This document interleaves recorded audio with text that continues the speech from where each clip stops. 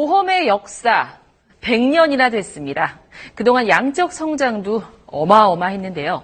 지난해 가계와 기업이 지출한 보험료는 174조 원이 넘어서 국내 총생산의 12%에 이릅니다. 독일이나 미국은 물론 일본, 영국보다 높아서 세계 1위입니다. 하지만 보험 만족도는 러시아, 중국보다 낮아서요. 30개 나라 가운데 꼴찌입니다. 왜 이럴까요? 친구랑 아는 아주머니가 쫓아다녀서 가입해달라고 해서 가입했어요. 보험 내용은 잘 아시나요? 잘 모르죠.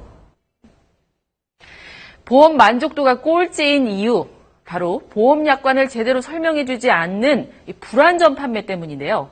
그 실태를 박종훈 기자가 취재했습니다.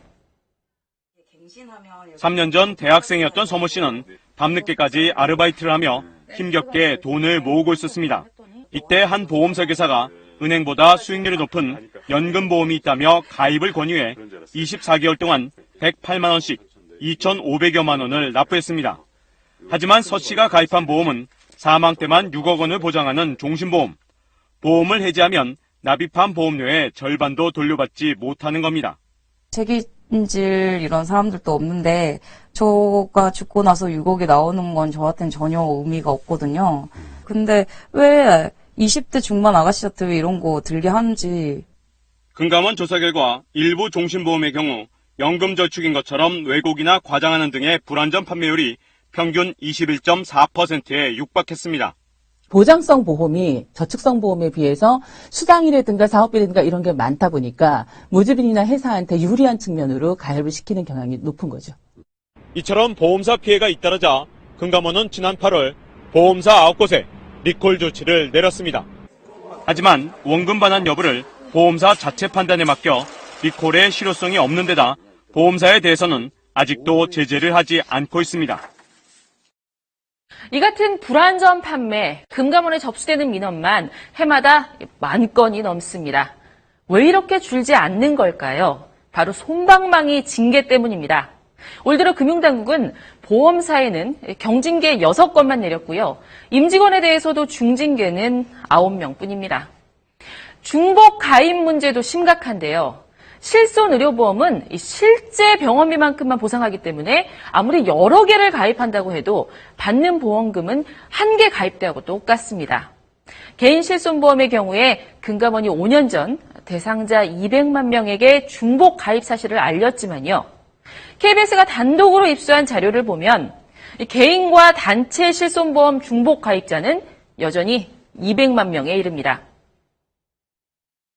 혜택 받는 금액은 한정되어 있는데 보험료만 2중, 3중으로 납입하는 꼴입니다. 여기에 은행이 보험 상품을 파는 이 방카슈랑스가 허용된 이후에 저축성 보험 판매가 급증했는데요.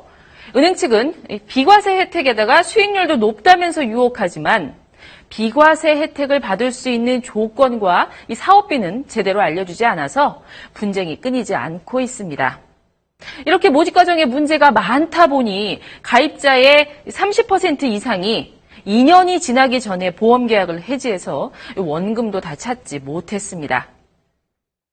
그렇다면 소비자 보험 만족도 1위인 미국은 이런 문제들을 어떻게 해결하고 있을까요? 박예원 기자가 취재했습니다. 가입자 수가 5천만 명에 달하는 미국 내 1위 보험사 메트라이프. 지난 1999년 17억 달러, 우리 돈으로 무려 1조 8천억 원을 소비자들에게 배상했습니다. 영업사원들이 의도적으로 종신보험을 마치 연금 저축인 것처럼 소비자들에게 팔아 피해를 줬기 때문입니다. 이처럼 천문학적인 배상금을 지불하게 된 건 미국 금융감독당국이 보험사들에 대해 징벌적 손해배상 제도를 적용하고 있기 때문입니다. 징벌적 손해배상이란 고의적이고 악의적인 잘못으로 다수의 피해를 줄 경우 실제 손해액보다 훨씬 많은 배상액을 부과하는 제도입니다. 벌금도 무겁습니다. 고객 서명을 받지 않은 보험사에 15만 달러, 부정확한 광고를 한 보험사에는 10만 달러가 부과됐습니다. 우리나라는 어떨까? 보험사의 명백한 잘못이 인정된 경우에도 수입보험료의 20% 선에서 과징금이 부과됩니다.